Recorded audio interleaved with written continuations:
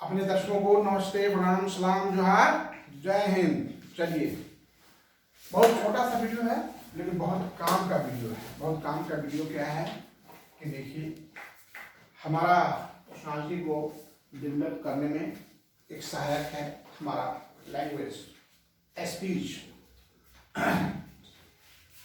तो अभी यहाँ पर हम जानना चाहेंगे कि स्पीच थेरेपी डेवलप माने अब स्पीच थेरेपी क्या चीज को विकास करता है, वाक्य चिकित्सा से क्या चीज का विकास होता है। तो नंबर 1, रिसेप्टिव लैंग्वेज।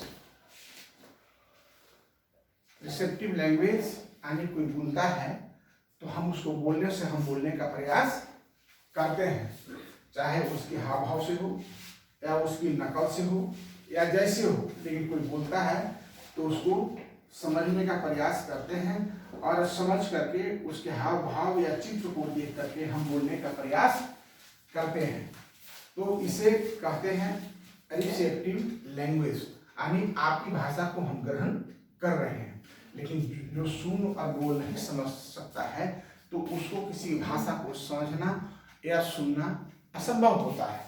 तब वो अपने दूसरे के हाव भाव या दूसरे की हलचल से, दूसरे की नकल से वो समझता है, या कुछ पिक्चर या तस्वीर दिखा करके या इंडिकेट कर करके, जैसे मिर्चा लाना है तो हम बोलते हैं अरे तीता लगने वाला, तो वो समझ में आता है कि हाँ इसे ये चाहिए। और दूसरा है इसमें आपका अभिव्यंजक भाषा। ये अभिव्यंजक भाषा क्या है कि जैसे बच्चे को कुछ कहानी हम सुनाना चाहते हैं, तो कहानी सुनाना चाहते हैं। एक दिन एक प्रश्न था कि सर ये सुनता बोलता नहीं, इसको कैसे पढ़ें। तो कहानी सुनाने के लिए उसको चित्र के रख करके और जो अपने हाव और भाव से वो सुने या न सुने हम बताएंगे 1 बार 2 बार 3 बार तो समझ जाएगा। जैसे कौआ उड़ रहा था। कौआ क्या था भाई? उड़ रहा था। तो चित्र दिखाएंगे, कौआ उड़ रहा है। कौआ फिर क्या कर रहा है? वो एक दिखाए पानी का मटका। कौआ इसमें आ गया। इसके बाद क्या हुआ? कौआ क्या कंकर उठाया, कंकर उठा करके इस घड़े में डाला, तब क्या हुआ? पानी जो है इस घड़ा से ऊपर आ गया और तब कौआ पी लिया और पी करके फिर वो उड़ते बना। तो ये जो फोटोग्राफ दिख रहा है 1 2 3 और 4, इससे वो समझ जाता है कि हमारे शिक्षक, हमारे गार्जियन क्या बताना चाहते हैं। तो ये होता है अभिव्यंजक भाषा। भाषा क्लियर में अभिव्यंजक है, लेकिन वो समझ जाते हैं इस बात को कि क्या बोलना चाह रहे हैं। और इसके आगे है सामाजिक भाषा।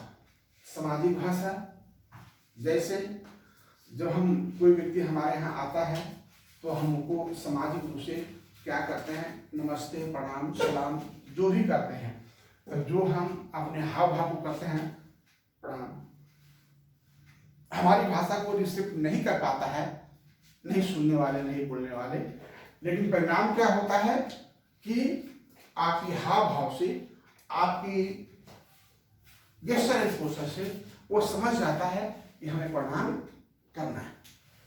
समझ गए? एक एग्जाम्पल मैं बताता हूँ। हमारे यहाँ दिव्यांग बच्चे आते थे और धड़ाधड़ अंदर चले जाते थे। मैंने कुछ दिन प्रयास किया कि बच्चे लोग सोशल विकास नहीं है। जब बच्चे के आने का समय होता था गाड़ी से तो हम गेट पर बैठ जाते थे, अब कुछ बोलते नहीं थे, चुपचाप चेयर पर से उठ करके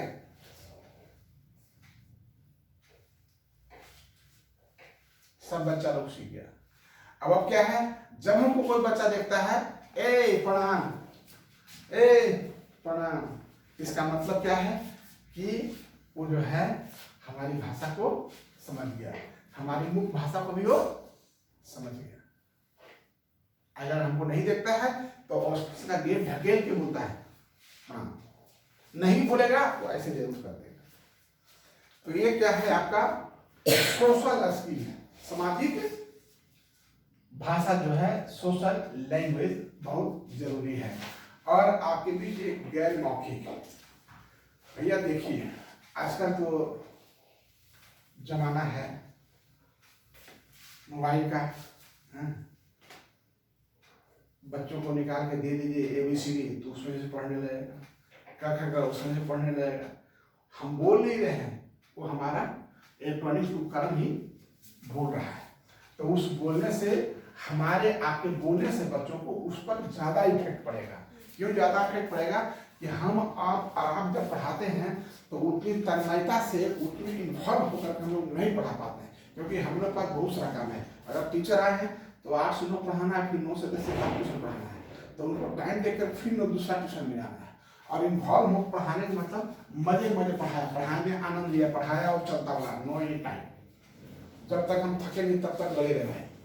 तो इसमें क्या है कि आपको लैपटॉप है, आप उससे कुछ चलाइएगा, सुनाई पड़ता है।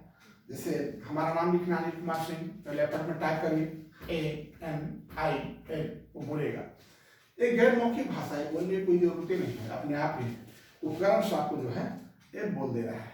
तो ये हमारा था, जो इन सारी चीज़ों का विकास होता है हमारा स्पीच थेरेपी से। इसमें और मैं वीडियो बनाया हूँ, क्या क्या विकास होता है वो सब हमारा YouTube एनिमेशन में दिया हुआ है। तब तक के लिए जय हिंद।